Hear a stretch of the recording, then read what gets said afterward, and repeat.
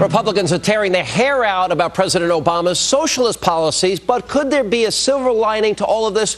Now, Karl Rove says the president's inability to bring about the change that he promised could send Americans running back to the Republican Party, and he joins us now. Karl, good to see you. Read your piece in the Wall Street Journal. Agree with a lot of it. How does this send America, with all this move towards socialism, all this power grab, all these bad nominees and bad governing, how does it send people back to the Republican Party?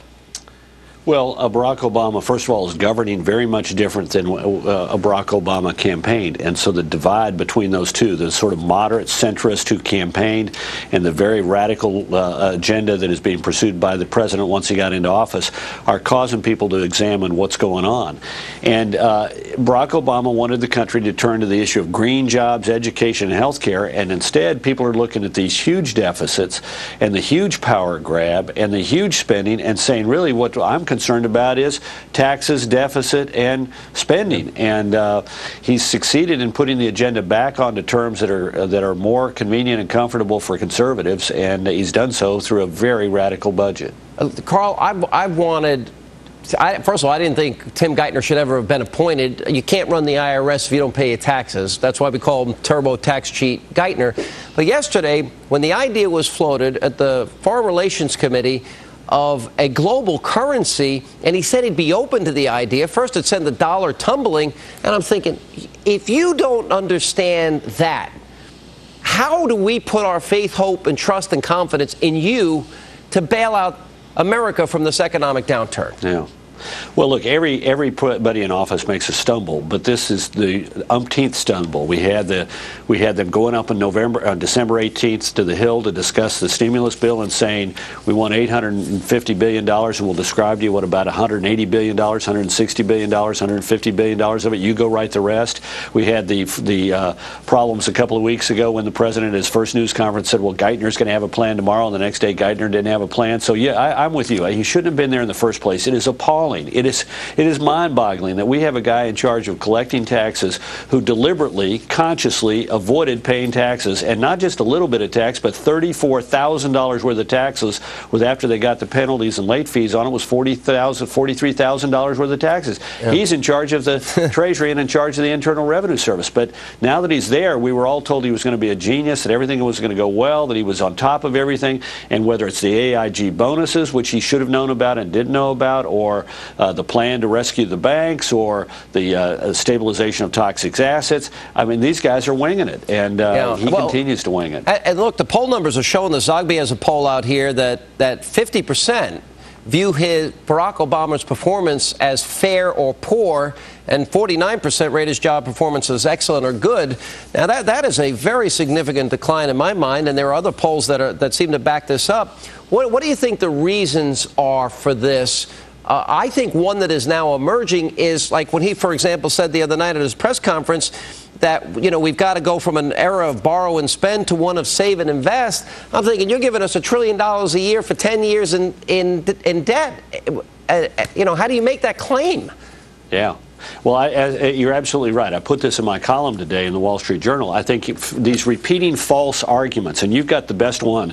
We're going to go from borrow and spend to save and invest, and we're going to do so by creating $9.3 trillion, doubling the national debt in just over 5 years, tripling it, nearly tripling it in 10 years.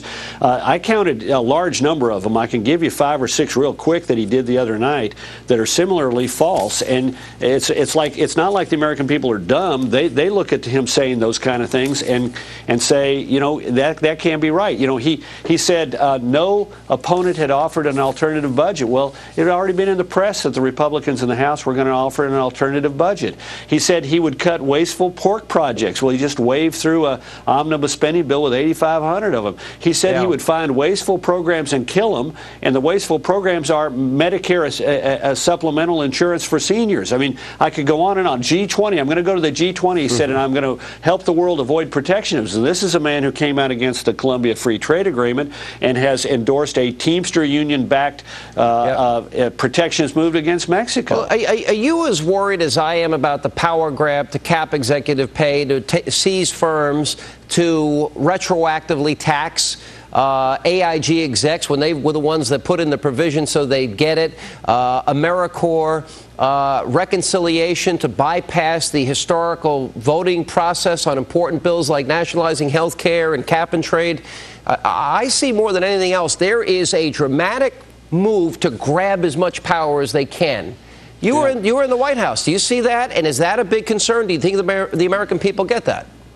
Yeah, you got to be very careful. I mean, they as they've said, they're going to try and make the most out of this crisis, and as a result, they're going to move rapidly on a wide variety of fronts. But when you legislate in haste, you can't repent in leisure. You can do real damage to the economy. Take, for example, the quickness with which Congress passed this very stupid bill that it didn't fully understand regarding the AIG bonuses. That was minor, but at least it got stopped. What happens if we have a similar bill like Geithner is proposing with regard to regulatory authority that in essence gives a super regulator, the Secretary of Treasury, the ability to dictate to any company in America? It was so amorphous and so without detail, and so their presentation of it was so arrogant today and yesterday. I thought it was really remarkable. Arrogant, dishonest, and radical. Bad combination. I've been warning people, and I think people are now beginning to see it. So. Yeah, one other thing. I thought it was really dishonest on Tuesday night when the president continued this habit that he's got of blaming other people. I would remind you, for example, on the deficit, that last year the deficit was $459 billion. The deficit as of January 20th, when he came into office for this fiscal year, was $569 billion.